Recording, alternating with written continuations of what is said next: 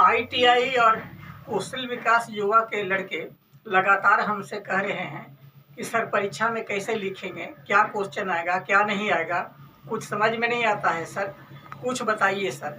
वो बार बार लोग रिक्वेस्ट कर रहे हैं। तो उन्हीं के बातों को मद्देनज़र रखते हुए हमने उनके लिए कुछ क्वेश्चनों के जवाब, कुछ प्रश्नों के जवाब सेट के रूप में तैयार किए हैं। 20-20 क्वेश्चन का सेट मैंने बनाया है जो कि प्रायः परीक्षाओं में पूछे जाते हैं। तो आइए हम बताते हैं अभी कि वो कौन कौन से प्रश्न हैं। देखिए, प्रश्न नंबर 1, एक विद्युत सोल्डरिंग आयरन के ऊष्मक तनु का प्रतिरोध 80 ओम है। यदि इसे 20 वाट स्रोत से संयोजित किया जाए तो इसमें प्रवाहित धारा होगी 0.2 एम्पियर, 3 एम्पियर, 4 एम्पियर, 5 एम्पियर। ये 4 ऑप्शन है, सही जवाब आपको चुनना है। तो इसका सही जवाब है बी। अब दूसरा सवाल देखिए। प्रश्न है, निम्नलिखित समीकरणों में कौन सी समीकरण ओम के नियम के अनुसार सही नहीं है? ए, I बराबर V/R, बी, R बराबर R1 + R2, सी, W बराबर I²R, डी, V बराबर W/I। 4 ऑप्शन है जिसमें एक ऑप्शन सही है, वह सही है बी ऑप्शन सही है। अब तीसरा सवाल देखिए। विद्युत वाहक बल EMF आवश्यक होता है ए, इलेक्ट्रॉन का पलायन रोकने हेतु, बी, असंतुलित परमाणुओं से इलेक्ट्रॉन को पृथक रखने हेतु, सी, कंडक्टेंस को रेजिस्टेंस में परिवर्तन करने हेतु, डी, इलेक्ट्रॉन को गतिमान करने के लिए। इस चारों में से एक ही सही है और वह सही जवाब है उत्तर डी ऑप्शन में सही जवाब बताया गया है। प्रश्न नंबर 4, वोल्टेज तथा करंट मापन के लिए निम्न में से कौन सा संयोजन सही है? ए, बी, सी और डी। 4 तरह का संयोजन है, तो इसका सही जवाब है बी। अब 5वां सवाल को देखिए। यदि 3 समान प्रतिरोधकों के श्रेणी परिपथ में उसी मान का एक प्रतिरोध श्रेणी क्रम में और जोड़ दिया जाए तो ए, सभी प्रतिरोधकों के अक्रॉस वोल्टेज ड्रॉप नहीं होगा, बी, प्रत्येक प्रतिरोध के अक्रॉस वोल्टेज ड्रॉप वही रहेगा, सी, प्रत्येक प्रतिरोध के अक्रॉस वोल्टेज ड्रॉप घट जाएगा और डी, परिपथ में करंट का मान बढ़ जाएगा। ध्यान दीजिए, इसका सही उत्तर है सी। अब आइए प्रश्न नंबर 6 को देखिए।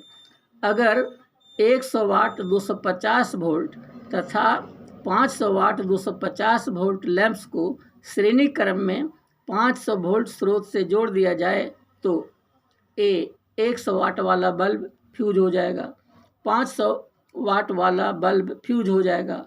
दोनों बल्ब अपनी वाट्स के अनुसार धीमे प्रकाशित होंगे, डी, दोनों बल्ब समान रूप से प्रकाशित होंगे। इसका सही जवाब है सी।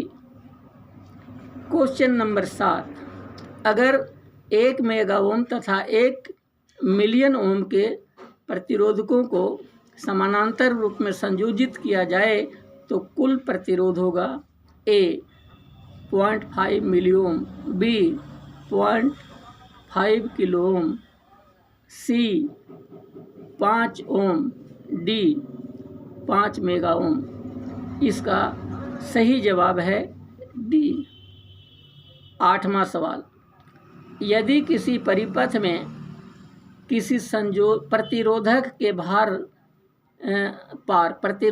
पार वोल्टता तथा उसमें प्रवाहित होने वाली धारा ज्ञात हो तो उस प्रतिरोध का मान निम्न सूत्र से ज्ञात किया जाता है। ए, R बराबर V प्लस V,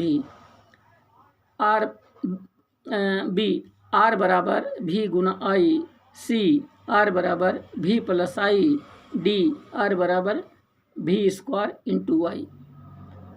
इसमें सही जवाब है सी।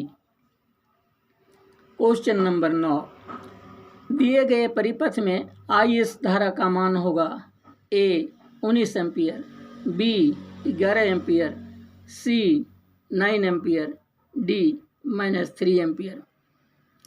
यहाँ पर ये देख रहे हैं इनकमिंग मान और बराबर आउटगोइंग मान के हिसाब से अंदर आने वाली धारा कितना है, 3 एम्पियर, 2 एम्पियर और 10 एम्पियर, मतलब 10 दोबारा 3 15 एम्पियर हुआ। और आउटगोइंग करंट का मान है 4 एम्पियर। तो इसका मतलब है कि 4 एम्पियर बाहर निकल रहा है और टोटल निकलना चाहिए कितना, 10 2 12 3 15। तो 4 इस रास्ता से निकल रहा है तो 11 एम्पियर IS का मान होगा। इसलिए IS बराबर बी में 11 एम्पियर लिख रहा है। अब आइए प्रश्न नंबर 10, दिए गए परिपथ में प्रतिरोधक RS में से धारा प्रवाह का मान होगा A 14 ampere, B 10 ampere, C 6 ampere, D 8 ampere. इसमें सही जवाब होगा C का मतलब 6 एम्पियर। प्रश्न नंबर 11, बस बार में प्रयोग की जाने वाली धातु है A कठोर खींचा तांबा, B एल्युमिनियम, C अशुद्ध तांबा, D लोहा। इसमें सही जवाब है A। प्रश्न नंबर 12, वायर बाउंड रजिस्टर बनाने के लिए उपयुक्त मिश्र धातु है A eureka, B nichrome, C concentration, D bronze. इसमें सही जवाब है ऑप्शन ए का। प्रश्न नंबर 13, करंट प्रवाहित स्थापित करने के लिए न्यूनतम आवश्यकताएं हैं वोल्टेज स्रोत, चालक, अचालक तथा एमीटर। B वोल्टेज स्रोत एवं चालक, C वोल्टेज स्रोत, स्विच एवं रजिस्टर, D वोल्टेज स्रोत, स्विच एवं फ्यूज। इसमें ऑप्शन बी में लिखा हुआ सही जवाब है। प्रश्न नंबर 14, निम्न में से सर्वोत्तम सुचालक पदार्थ है A चीनी मिट्टी, B resin, C graphite, D उपरोक्त में कोई भी नहीं। इसमें ऑप्शन सी में सही जवाब है। प्रश्न 15, करंट की उपस्थिति का ज्ञान होता है A चमकने से, B उत्पन्न प्रभावों से, C विद्युत झटके से, D चटकने की ध्वनि से। सही जवाब है ऑप्शन बी। प्रश्न 16, परमाणु में निम्न 3 प्रकार के कण पाए जाते हैं A proton proton, photon proton electron, B proton electron neutron, C electron proton ignitron, D meson photon electron. इसमें ऑप्शन बी में सही जवाब दिया गया है। प्रश्न नंबर 17, करंट के 3 प्रमुख प्रभाव हैं A ऊष्मीय चुंबकीय विद्युत झटका देना, B ऊष्मीय प्रकाश उत्पन्न करना चुंबकीय, C ऊष्मीय चुंबकीय रासायनिक, D रासायनिक चुंबकीय विद्युत झटका देना। इसमें ऑप्शन सी का जवाब सही है। प्रश्न नंबर 18, विद्युत को न तो ये किया जा सकता है और न ही ये किया जा सकता है। A देखा छुआ, B देखा अनुभव किया, C पैदा किया समाप्त किया, D देखा कोई प्रभाव पैदा किया। इसमें ऑप्शन ए में सही जवाब है। प्रश्न 19, ब्रिटेनिया स्ट्रेट जॉइंट का उपयोग किया जाता है A चालक की लंबाई बढ़ाने के लिए, B चालक का प्रतिरोध बढ़ाने के लिए, C चालक की चालकता बढ़ाने के लिए, D चालक की यांत्रिक सुदृढ़ता बनाने के लिए। ऑप्शन ए में सही जवाब दिया गया है। अब अंतिम सवाल प्रश्न नंबर 20, सॉफ्ट सोल्डर का गलनांक होता है A 300 डिग्री सेंटीग्रेड से कम, बी 300 डिग्री सेंटीग्रेड से अधिक, सी 400 डिग्री सेंटीग्रेड से 600 डिग्री सेंटीग्रेड के बीच, डी 600 डिग्री सेंटीग्रेड से 800 डिग्री सेंटीग्रेड के बीच। इसमें ऑप्शन ए में सही जवाब दिया गया है। तो इस प्रकार से आपको लगता होगा कि ये सर जो बता रहे हैं ये एग्ज़ाम में आता है कि नहीं आता है।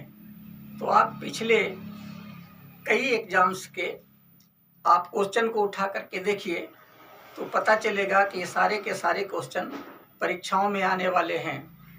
और इसलिए आपको अगर इस क्वेश्चन को रट लेते हैं, इस सेट को रट लेते हैं, तो परीक्षा पास करना आसान हो जाएगा। और जो भी मन में सवाल आते हैं, कुछ अगर आपको समस्याएं हैं तो आप कमेंट करके ज़रूर पूछें। धन्यवाद।